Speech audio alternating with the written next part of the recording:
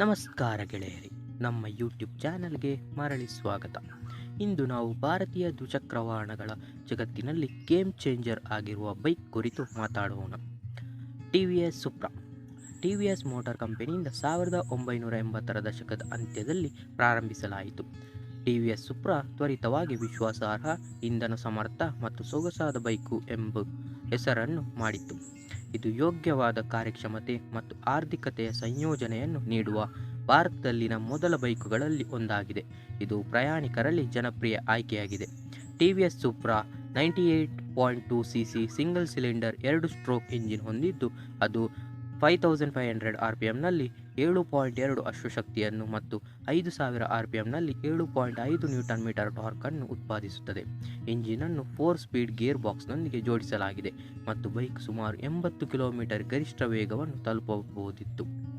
ಸುಪ್ರಾ ತನ್ನ ಸುಗಮ ವೇಗವರ್ಧನೆ, ಪ್ರತಿ ಲೀಟರಿಗೆ ಸುಮಾರು 60ರಿಂದ 65 ಕಿಲೋಮೀಟರ್, ಉತ್ತಮ ಮೈಲೇಜ್ ಮತ್ತು ನಿರ್ವಹಣೆಯ ಸುಲಭತೆಗಾಗಿ ಪ್ರಶಂಸಿಸಲ್ಪಟ್ಟಿದೆ.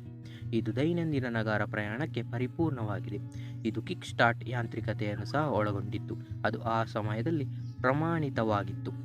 ವಿನ್ಯಾಸದ ಪ್ರಕಾರ ಟಿ ವಿ ಎಸ್ ಸುಪ್ರಾ ಸರಳವಾಗಿದ್ದರೂ ಆಕರ್ಷಕವಾಗಿತ್ತು. ಅದು ಆಯತಾಕಾರದ ಹೆಡ್ಲ್ಯಾಂಪ್, ಆರಾಮದಾಯಕ ಆಸನ ಮತ್ತು ಗಟ್ಟಿಮುಟ್ಟಾದ ನಿರ್ಮಾಣದೊಂದಿಗೆ ಸ್ವಚ್ಛ ಮತ್ತು ನೇರ ನೋಟವನ್ನು ಹೊಂದಿತ್ತು. ಬೈಕ್ನಲ್ಲಿ ಮುಂಭಾಗ ಮತ್ತು ಹಿಂಭಾಗದ ಚಕ್ರಗಳಲ್ಲಿ ಡ್ರಮ್ ಬ್ರೇಕ್ಗಳು, ಟೆಲಿಸ್ಕೋಪಿಕ್ ಫ್ರಂಟ್ ಫೋರ್ಕ್ಗಳು ಮತ್ತು ಹಿಂಭಾಗದಲ್ಲಿ ಟ್ವಿನ್ ಶಾಕ್ ಅಬ್ಸಾರ್ಬರ್ ಸೆಟಪ್ ಒಳಗೊಂಡಿತ್ತು. ಇದು ಉಬ್ಬು ರಸ್ತೆಗಳಲ್ಲಿಯೂ ಸಹ ಸುಗಮ ಸವಾರಿಯನ್ನು ನೀಡಿತ್ತು. ಸುಪ್ರಾದ ಕಡಿಮೆ ತೂಕವು ಸುಮಾರು 98 kg ದಟ್ಟಣೆಯ ಮೂಲಕ ಸುಲಭವಾಗಿ ಚಲಿಸಲು ಮತ್ತು ಬಿಗಿಯಾದ ರಸ್ತೆಗಳಲ್ಲಿ ನಿಲುಗಡೆ ಮಾಡಲು ಸಾಧ್ಯವಾಗಿತ್ತು. ಆರಂಭಿಕ ಯಶಸ್ಸಿನ ಹೊರತಾಗಿಯೂ ಟಿ ವಿ ಎಸ್ ಸುಪ್ರಾ 1990ರ ದಶಕದಲ್ಲಿ ಮಾರುಕಟ್ಟೆಯಲ್ಲಿ ಕಠಿಣ ಸ್ಪರ್ಧೆಯನ್ನು ಎದುರಿಸಿತು, ಏಕೆಂದರೆ 4 ಸ್ಟ್ರೋಕ್ ಇಂಜಿನ್ಗಳೊಂದಿಗೆ ಹೆಚ್ಚು ಸುಧಾರಿತ ಬೈಕ್ಗಳು ಜನಪ್ರಿಯತೆಯನ್ನು ಗಳಿಸಲು ಪ್ರಾರಂಭಿಸಿದವು.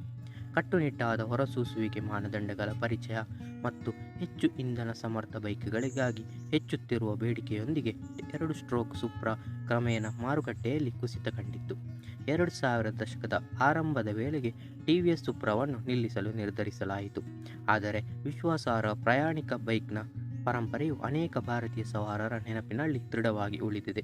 ಟಿ ವಿ ಎಸ್ ಸುಪ್ರಾ ಇನ್ನು ಮುಂದೆ ರಸ್ತೆಗಿಳಿಯದ ಬೈಕು, ಆದರೆ ಸವಾರಿ ಮಾಡಿದವರ ಹೃದಯದಲ್ಲಿ ಇನ್ನೂ ವಿಶೇಷ ಸ್ಥಾನವನ್ನು ಹೊಂದಿದೆ. ನೀವು ಈ ವಿಡಿಯೋವನ್ನು ಆನಂದಿಸಿದ್ದರೆ ಭಾರತೀಯ ಮೋಟಾರ್ ಸೈಕಲ್ಗಳ ಸುವರ್ಣ ದಿನಗಳ ಹೆಚ್ಚಿನ ಕಥೆಗಳಿಗಾಗಿ ನಮ್ಮ ಚಾನಲನ್ನು ಲೈಕ್ ಮಾಡಿ, ಹಂಚಿಕೊಳ್ಳಿ ಮತ್ತು ಚಂದಾದಾರರಾಗಿ ವೀಕ್ಷಿಸಿದ್ದಕ್ಕಾಗಿ ಧನ್ಯವಾದಗಳು.